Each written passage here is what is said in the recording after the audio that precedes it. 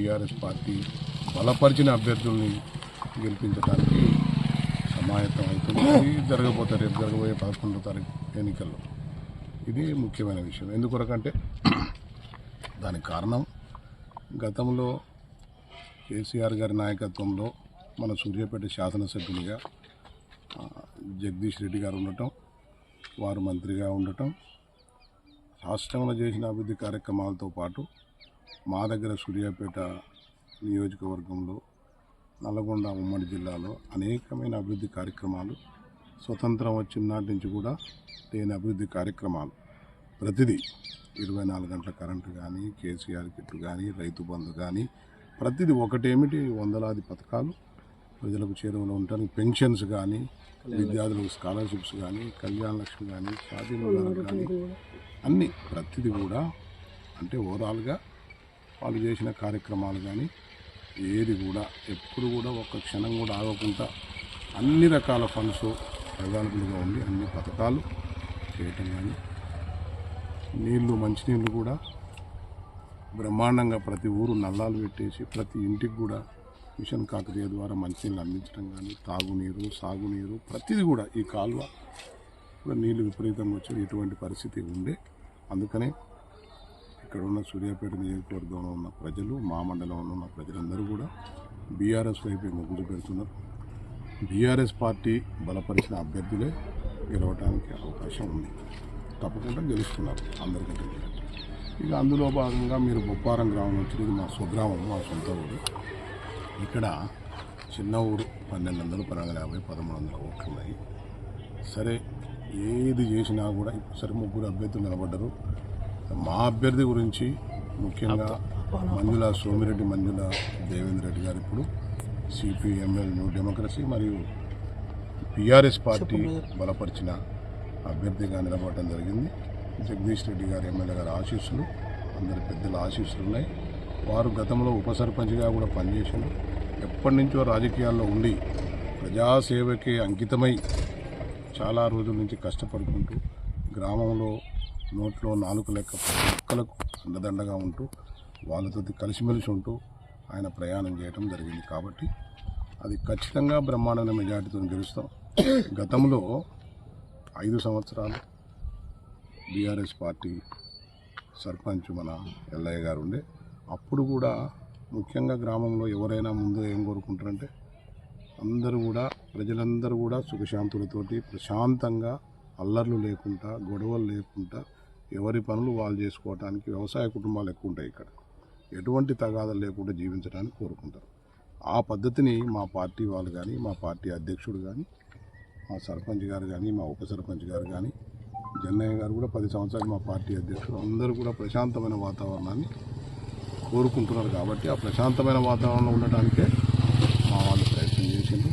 అదే కాకుండా బొప్పారంలో ఒక విషయం ఏంటంటే అసలు అభివృద్ధి అంటూ ఏదున్నా కూడా మేము చేసింది అసలు జీరో. గతం ఏ పార్టీ అయినా ఎవరు కూడా చేసింది లేదు. మేము మా పార్టీని ఇక్కడ కష్టపడ్డది పనిచేయటం జరిగింది. ప్రాథమికంగా ఈ గ్రామంలో నడవటానికి రోడ్డు లేని పరిస్థితి, రోడ్ డ్యాములు కూడా లేకుండా 2 వాగులు ఉండి స్త్రీలు కానీ చిన్నపిల్లలు కానీ అసలు పోయే పరిస్థితి లేకుండా ఉండే. అప్పుడు ఆ రోడ్డును తెప్పించి బ్రహ్మాండంగా రోడ్ డ్యాములు వేయించి బొప్పారం యువకులందరం కలిసి ఫస్ట్ పోసి ఆ తర్వాత బీటీ రోడ్డుని బొప్పారం నుండి కొత్తగూడెం వరకు, కొత్తగూడెం నుండి కూడలి వరకు బ్రహ్మాండంగా బీటీ రోడ్డుని జగదీష్ రెడ్డి గారి నాయకత్వంలో మేము చేయించడం జరిగింది. ఈ ఒక్క రోడ్డే కాకుండా గ్రామంలో అనేకమైన అభివృద్ధి కార్యక్రమాలు, ముఖ్యంగా తాగటానికి నీళ్లు 1 by 1 మనిషికి ఏంటి ప్రయాణం చేయడానికి రోడ్డు కావాలి, వాగు నుంచి పోయే పరిస్థితి లేదు, ఏమైనా ఇబ్బంది అయితే ఇక్కడనే చచ్చిపోయే పరిస్థితి. అటువంటి పరిస్థితి నుంచి మొదలు మనం బయటేయడం జరిగింది. అదేవిధంగా తాగటానికి నీళ్లు ముఖ్యంగా ఆ రోజుల్లో అష్ట కష్టాలు పడేది. ఎక్కడో ఒకటి చదబాయి ఉంటే పెద్ద బావులలో కానీ ఆ 2 బావులలో కానీ నీళ్ళు తెచ్చుకోవటం, ఎండాకాలం నీళ్ళు దొరకక అవస్థపడటం ఇవన్నీ ఉండే. అటువంటి పరిస్థితులలో ఇక్కడనే మీకు ఎదురుగా కనపడుతుంది ఓహెచ్ఎస్ఆర్ బ్రహ్మాండంగా కట్టి నీళ్ళని ఇవ్వటం జరిగింది. బొప్పారంలో ఇంటింటికి నల్లా ఇచ్చినాము, ఇంటింటికి బ్రహ్మాండంగా చేసినాము. అటువంటి పరిస్థితి రోడ్డు అయిపోయింది, తాగునీరు అయిపోయింది, కరెంటు పరిస్థితి అది దుర్లభంగా ఉంది.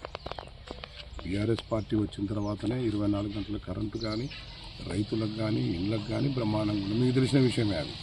జగదీష్ రెడ్డి గారు మంత్రిగా ఉండే 24 అవర్స్ కరెంటు ఇవ్వటం అనేది. దాంట్లో భాగంగా మా ప్రాంతంలో బాగా కరెంటు పోయే పరిస్థితి ఇవన్నీ ఇబ్బందులు ఉండే. ఇక్కడ సబ్ స్టేషన్ బ్రహ్మాండంగా చిన్న గ్రామంలో కూడా బొప్పారంలో సబ్ స్టేషన్ కట్టేయడం జరిగింది. అనేకమైన కార్యక్రమాలు. కాళేశ్వరం నీళ్ళు వస్తున్నాయి, చల్లకు నీళ్ళు పోయే పరిస్థితి లేదు. ఏం చేయాలని చెప్పేసి సొంత ఖర్చులతోటి కాళేశ్వరం నీళ్లు పెట్టించేసి చెర్లకు నీళ్ళు తప్పించాం. ఈ విధంగా అనేకమైన అభివృద్ధి కార్యక్రమాలు. ఈ బడిని కట్టించింది మేము. ఈ బడి బ్రహ్మాండంగా పెట్టినాం. అంతకుముందు బడి లేదు, ఒక చిన్న గదిలో ఉండే. బోర్లు, అంతకుముందు బోర్లు కానీ తాగటానికి వాటర్ కానీ కొట్టుడు బోర్లు కానీ ప్రతిదీ ఏది ఇది కాదు అది చెప్పడం కాదు. అనేకమైన అభివృద్ధి కార్యక్రమాలు. కరెంటు తెచ్చింది మేమే, నీళ్లు తెచ్చింది మేమే, రోడ్లు తెచ్చింది మేమే, బడులు తెచ్చింది మేమే.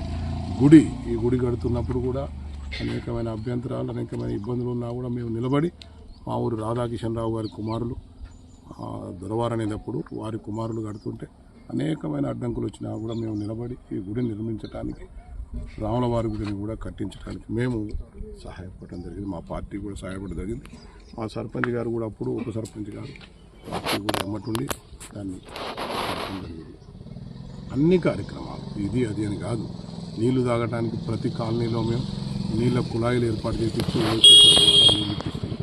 మంచినీళ్ళ కొరకు స్పెషల్గా ఒక బోర్ వేయించి ఆ బోర్ వాటర్ ద్వారా మంచినీళ్ళు బ్రహ్మాండమైన మళ్ళీ తీయటి నీళ్లు బొప్పారం గ్రామంలో ప్రతి ఒక్కరికి కూడా అందిస్తున్నాం.